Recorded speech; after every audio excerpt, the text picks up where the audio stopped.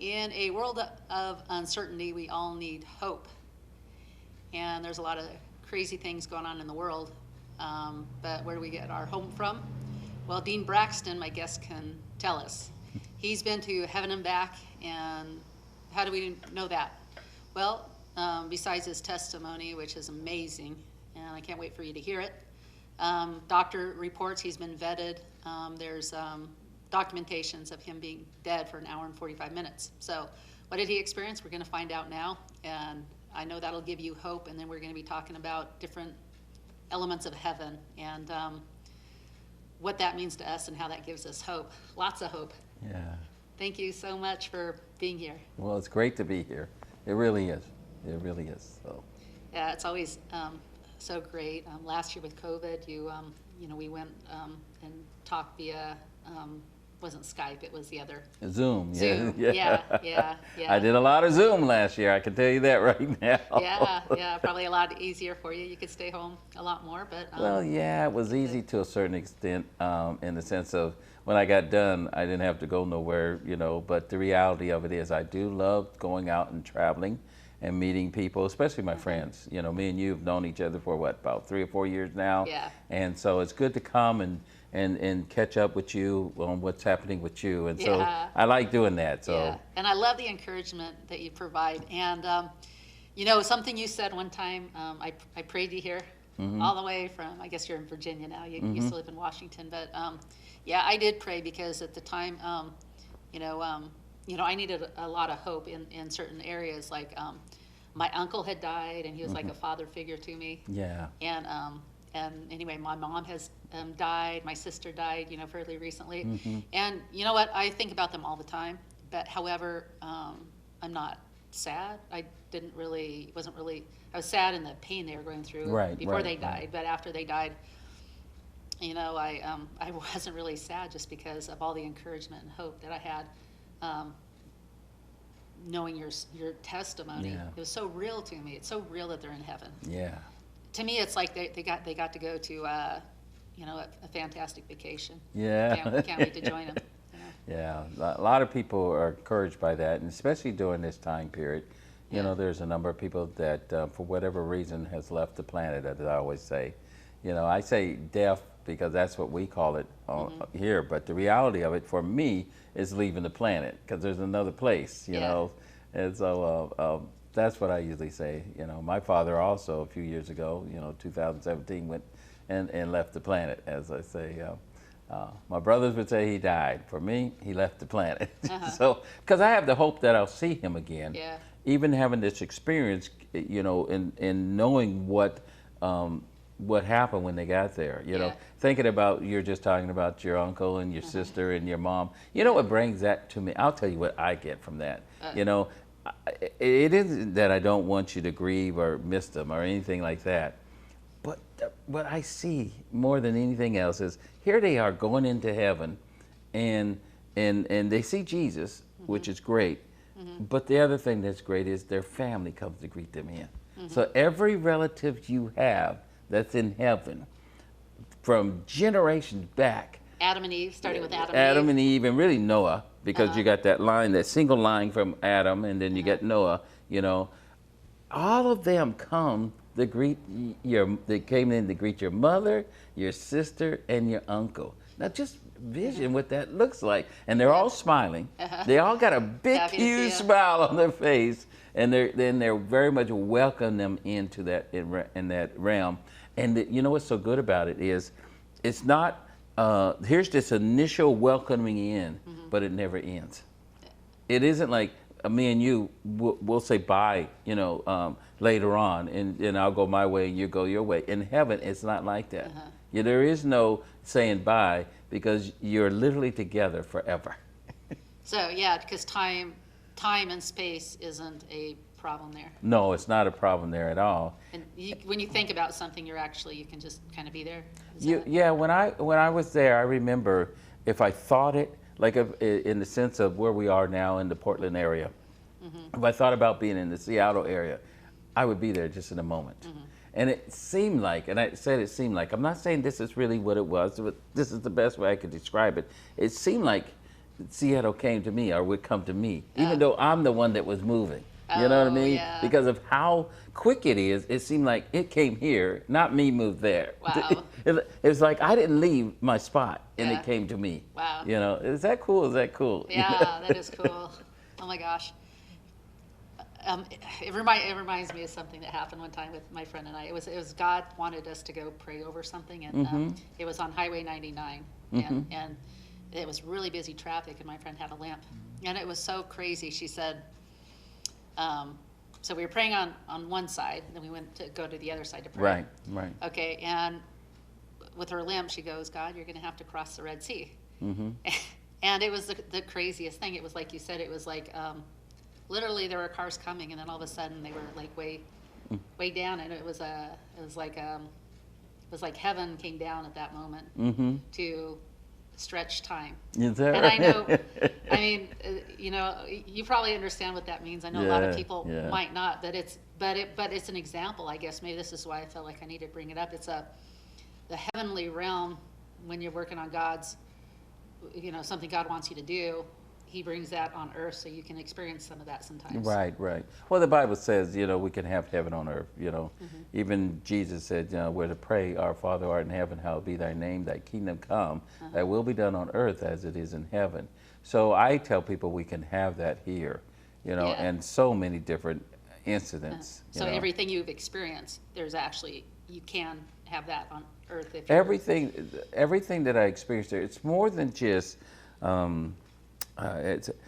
let's say, it's more of me in the sense of being in that realm in a situation that doesn't look like I'm in that realm.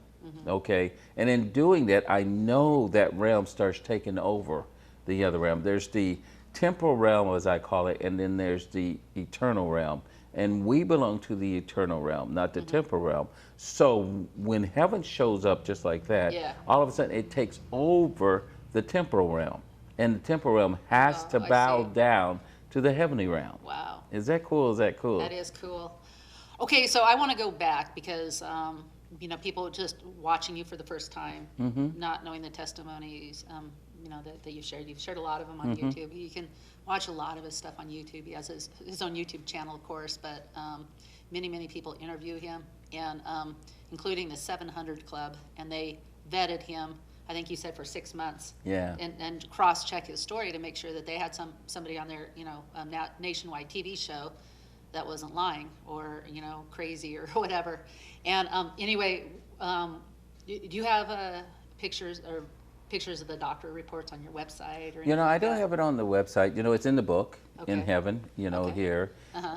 It's in the book, and people can go to it and read it. I believe it's I want to say the 20th chapter. Let's see if you can find the 20th Okay. chapter in All there. right. I think it is There's 19. in that area. But what it has in it is all the things that was written in the records that we deemed to be able to put into the book. The record was really about 2 inches thick. Okay. Yeah. Wow. And some of it I couldn't read because how doctors and nurses write, scribble and stuff. scribble and everything. But what we could read and what we could do is that we could pull out and put in the book. Yeah. And the reason we did put it in the book at the beginning is because no doctor or nurse would come forth and wanted to read that and then go on record that this is what happened to me. And you might want to go to the table of contents since you're looking at that. I thought it was the 20th chapter, but it might not be. I don't know. I mean, chapter 1 probably would have been Yeah. But what happened was that the reason that we did this is because at the time the medical field or where this took place thought that we were going to get the information so that we can come back and sue. Chapter 10. Oh, chapter 10. Yeah, Okay. But thought we were going to come back and sue the the hospital. So no one in the medical field wanted to come forward and say anything. And then later on, after they figured out that we were not trying to do that, you've heard me say this before, you go to heaven and come back and see how many people you sue. It's not in you. Yeah. It's just not in you to try to hurt somebody like that. Yeah. And so So what we did was that we got Dr. Rigge a few years later. He was the doctor that was actually in the room. Emmanuel Rigge is his name, Dr. Rigge.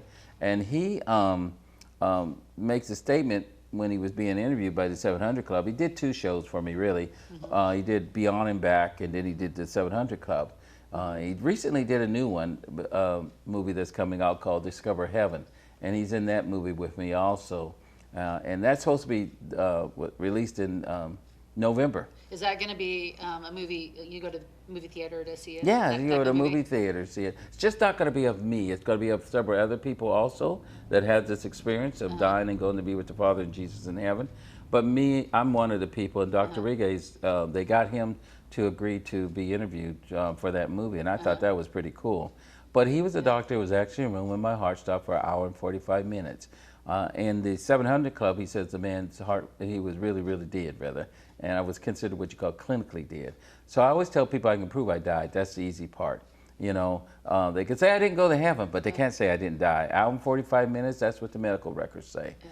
And so, but I was born again, knew Jesus Christ as Lord and Savior, had the Holy Spirit residing on the inside of me. So when I died, I went where Christians are supposed to go. I love saying that. You know, I love saying that because I want people to know this is not unusual for Christians to go to heaven. Yeah. Yeah. So, okay.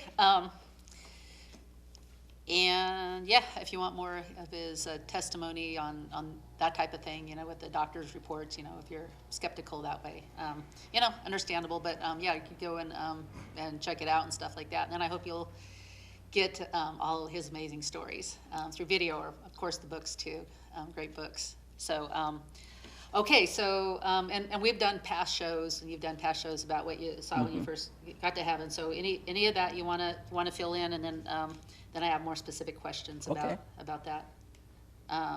Well, Jesus' personality, should I get to the questions, or do you wanna share about? Just go through the questions. Okay. I love the questions, you know why. They open up maybe some new doors for me. Okay.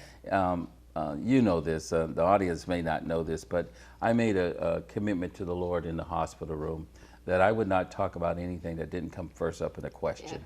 Yeah. And everything I share in these books and things, someone's asked a question about them, and so I open the door and I talk about it. But if it's never come up, I don't talk about it. And the reason for that, when I made that statement, was really, I didn't want to move into the pride area. I didn't want to say, oh, I know more than you, that type of attitude, you know what I mean? Yeah. And so I made that statement so to keep me out of that realm, okay? Yeah. And to be honest with you, I don't believe I've moved into that realm, ever, okay?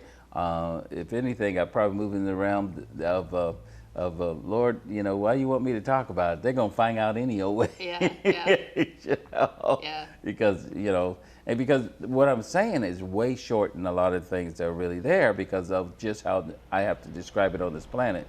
It's like these, what do you call it, plants behind us. You know, this one over here is a real plant. What would that plant look like if it didn't have to fight for life? You know, it wouldn't have no leaves that are falling on the ground. It would be so healthy.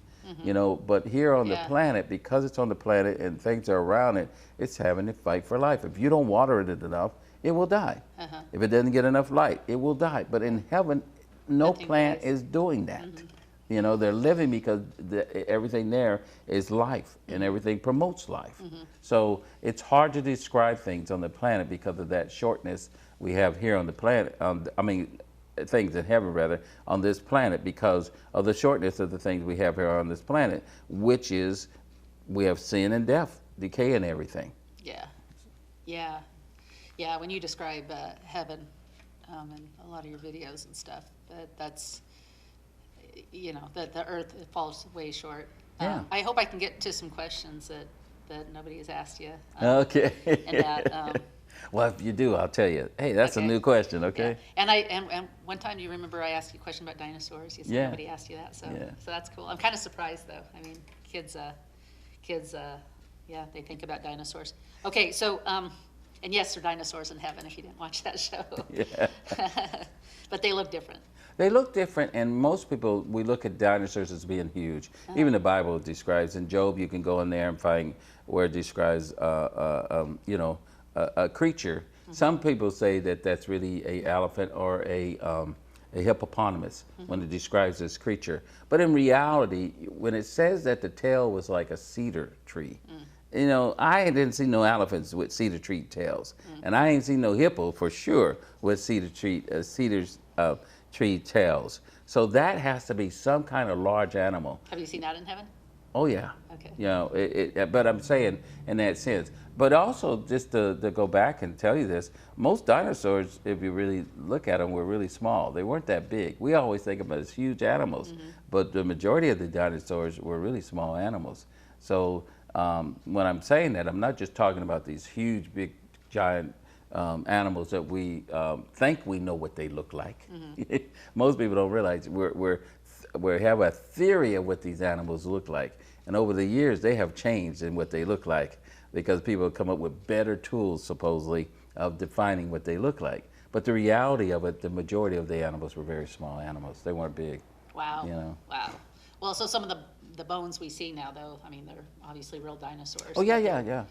The Adam and Eve time era, everything was bigger. Adam and Eve were bigger too. They even dug up bones of humans that are real big. So pre-flood, everything was a lot bigger. It could be. You know, I don't know that to the extent of some of the people that research it. I can tell you in the United States, we have a variety of people that are big and shorter. When I went to Ireland, a lot of the people there were short people. You understand? I know I'm going to go to Finland, probably not this year, but next year. And they say that right now, they're the people that are averaging being the tallest people, but they weren't at one time. Wow. Do you understand what I mean? They were shorter. So I think it has everything to do with what you eat, your nutrition, all those type of things, and how we move to the next generation and what they need to survive with. And so, you know, you could go in some of these older buildings, even in the United States, and the door, you know, posts are real low. Yeah. They're not very tall, you know what I mean? Because people were a little shorter. They back were a then. little shorter. So I believe that if you don't have disease running as rampant as we do now, and you got to remember, we had sin coming to the realm, and then we started seeing diseases come after that, and then you see the deterioration of people after that. You know what I mean? But up to probably, what do you say, Genesis 1 and 2, you know, you didn't have that going on. And we don't know how many people really were created during 1 and 2. You know, we only read about 4 people, Adam, Eve, Cain, and Abel. But the reality of it is... Oh, you talking about the chapter or the verses? The chapter, I'm talking about chapters in the sense of the people. After Adam was. And really Adam, Cain and Abel were after that we really read after the 3rd chapter of Genesis. But in those first 2 chapters, we only read about 2 people. But that doesn't mean there were only 2 people that lived during that time frame. Yeah. You know what I mean? It just means that God concentrated on those 2 people because of the sin that was brought into the world. Oh, so are you suggesting that possibly when God created Adam and then made Eve out of his rib, that there was more that he created as well? No, not that, not in But that they're sense. children. They're children. Okay. You know, Okay. they're offspring. Okay. You know, because the next thing we know, we read about after the fall, we start reading about Cain and Abel. You know, and what happened there. But who's to say they were not created before the fall? Yeah. Do you see what I'm talking about? Yeah. There's things that the Bible doesn't necessarily say, so we can't assume we know. Yeah, because it doesn't and talk that's about you know, and maybe somewhere in the Bible it does say it, and we just don't. We have read over it. Yeah. There's a lot of times when we've taken Genesis and we kind of like say, okay, this is it, and then you read later on, you find out, oh, this is what took place during that time because someone else described it in that instant of what took place in the Bible. You know, and I find that out a lot of times, even when it talks about heaven. There's so many areas about heaven that are described in the Bible. But if you don't know they're describing about heaven, you look over them and you think, hey, this is talking about something else. But because of my experience, I'm saying, oh, there it is. It's talking about. Give you a good one. It's found in the 38th chapter of Job. You know, I describe how heaven, the atmosphere, like a goldish white. That's what I say to people. And people, you know, said when I really described the colors, it looks like a sunrise. When you see a sunrise and you see how all the colors are in the sunrise. Well, in Job, the 38th chapter, Job is being talked to, and it talks about God coming out of his golden splendor. The other thing that I describe heaven like is looks like a curtain, you know, waving like a curtain. And again, this is like. The word L-I-K-E, it doesn't mean that's what it is. This is the closest I can describe it. And then also, it looked like everything was going up, you know, in the atmosphere. You know, it just seemed like, it was like a waterfall going up, not coming down. That's the best way for me to describe it. So here I am reading in the Bible, Job, the 38th chapter, and I get to this verse that says God comes out of his golden splendor. And it hits me, what is this? What is this talking about? So I started to do my research on it and try to figure out what are they saying about this golden splendor. And the closest I can come to that was this, that in the sense of my research, that atmosphere that it was talking about God coming out of, the closest they could describe it is something like the aurora lights over the North Pole, okay? And that really hit me hard because then I studied the aurora lights, and what I found out about them is that if you look at them, they look like a curtain. You know what I mean? Like they're like curtains going back and forth. But it also looks like something's falling down, you know, to the sky. But it really isn't that way. It's particles bouncing off the atmosphere and going back up into into space. Yeah. So here I am describing something that's very much happening on the planet also. You know, there's no darkness with it also. So in heaven, So in heaven, around the throne, or you see like the aurora lights, you see things like that regularly? Yeah, you see it around the throne too, but I'm just saying the atmosphere as a whole, because I did travel throughout heaven, and that atmosphere was everywhere. And I said it was a goldish white. I mean, you know, and that's the best way I could say it. And really, I'm way short in that because it's more beautiful than you could imagine. But when I did describe the colors to someone that's an artist, they said, oh, you're describing sunrise colors. So in a sunrise, you know, I look at the colors and I think, wow, you know, they come close to what I saw there in heaven. Some people, they just said there was blue sky there and those type of things, but our blue sky is really made up of water. You understand me? And you don't have that type of atmosphere in that realm. So I don't know in the sense of what they saw, because I know there's like colors, rainbow colors there. So I could see them seeing the blue rainbow color or a red color or something like that. And you could say, well, you saw the orange color there, you know, something like that. And that may be. I just know that here it is in Job, the 38th chapter, talking about that atmosphere. Oh, yeah. So, yeah, everything you experience, you have been able to find somewhere in the Bible? I always say 99%. You know, there's things that I haven't looked for, you know, that I may have experienced there, but that doesn't mean it's not in the Word of God. Yeah. You know. Yeah, I might not have seen it yet.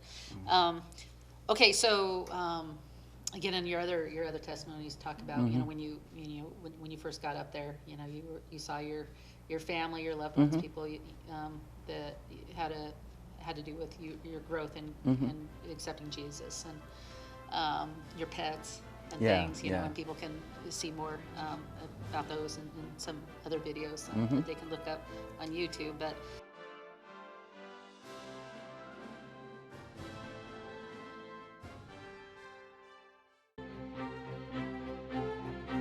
Inspiration, Arts and crafts. Health and wellness. communication, and information. We're here to encourage and inspire you. You have a gift? We know you do. And so do we.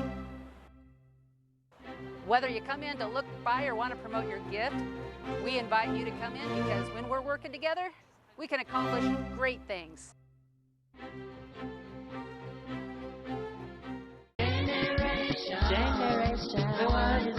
The world is wearing for. Together we can make it. We make generation. The world is wearing for. Together we can make it. Family and sing when we sing. Aturi no kwagarango. Your love is overcome. I just started taking colloidal silver this winter regularly. My energy level is better than it has been in years. My typical winter cold was minimal, lasting 2 days instead of evolving into bronchitis as my colds have been prone to do. There are 4 fundamental questions that every single religion on planet Earth tries to answer. Who am I? Where did I come from? Why am I here? And where am I going when I die? What was the original creation like? What did they eat before the flood came? What's it going to be like in the 1,000-year reign of Christ when the Lord fixes things back like they used to be? Where did all the water for the flood come from? And where did it go?